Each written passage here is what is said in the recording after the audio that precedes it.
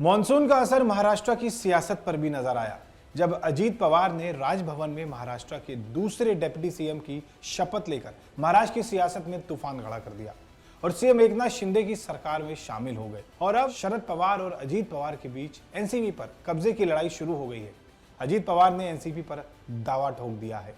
वैसे Sharad Pawar and team भी हाथ पे हाथ रखकर बैठने नहीं वाली थी और इसलिए अजीत पवार समेत 9 विधायकों के अगेंस्ट डिस्क्वालिफिकेशन पिटीशन फाइल की है और यह पिटीशन विधानसभा अध्यक्ष राहुल नार्वेकर को भेज दी गई है।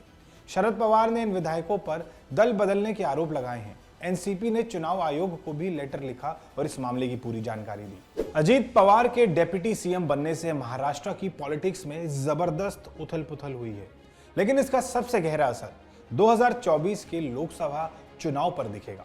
बीजेपी की नजर महाराष्ट्र की 48 लोकसभा सीट्स को जीतने पर है और साथ ही साथ ऑपोजिशन को पूरी तरह से खत्म करने की कोशिश है। महाराष्ट्र में बीजेपी की सबसे बड़ी ओपोनेंट एनसीपी है और अजीत पवार के आ जाने से बीजेपी ने आने वाले लोकसभा चुनाव के लिए एक मास्टर स्ट्रोक खेला है। एनसीपी सुप्रीमो शरद पवार ने पार्टी टूटने के बाद रविवार को मीडिया से बात करते हुए सीधा बीजेपी पर हमला बोला। साथ ही उन्होंने कहा कि मैं फिर से पार्टी को खड़ा करके दिखाऊंगा। उन्होंने अजीत पवार के दावे पर कहा कि कुछ ही दिनों के बाद इस दावे की सच्चाई सामने आएगी। शरद पवार ने यह भी कहा कि कई और पार्टी के नेताओं ने मुझसे बात की और अपना समर्थन दिया है। कांग्रेस और ममता बनर्जी ने शरद पवार को अपना समर्थन दिया है। शरद पवार ने कहा कि महाराष्ट्र की जनता समझदार है और वो उनका साथ जरूर देगी। चाचा भतीजे की लड़ाई में भतीजा चाचा को पीछे छोड़कर आगे निकल गया। अब शरद पवार की चिंता डबल हो गई है। 2024 में लोकसभा चुनाव है और उसी साल महाराष्ट्र में विधानसभा चुनाव भी है। ऐसे में एनसीपी सुप्रीमो को डिसाइड करना होगा कि पहले महाविकास अघाड़ी को बचाएंगे या अपनी पार्टी को। और इसी प्लान ऑफ एक्शन को बनाने के लिए शरद पवार एक पार्टी मीटिंग करने वाले हैं और विपक्षी दलों और नेताओं के बीच सामंजस्य बनाने की बड़ी जिम्मेदारी उनके कंधों पर होगी। शरद पवार अजीत पवार दोनों के बीच की अनबन काफी पुरानी है, इसमें नया कुछ नहीं है। क्या है इनके 5 मुख्य कारण? पहला, यह अनबन 2004 से शुरू हुई जब सरकार बनने के लिए एनसीपी कांग्रेस ने 140 सीटें जीती थी और निर्दलियों का समर्थन भी मिला।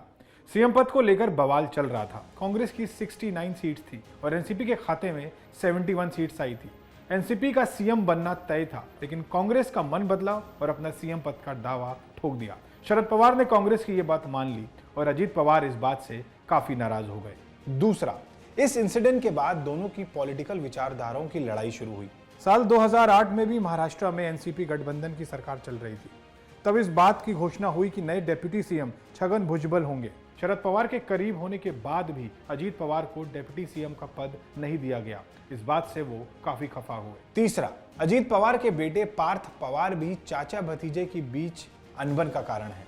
शरद पवार नहीं चाहते थे कि पार्थ पवार विधानसभा चुनाव लड़े, वहीं अजीत पवार चाहते थे कि वो लड़े। चौथा, सुप्रिया सुले और प्रफुल्ल पटेल को कार्यकारी अध्यक्ष घोषित करना भी दोनों की लड़ाई का कारण है।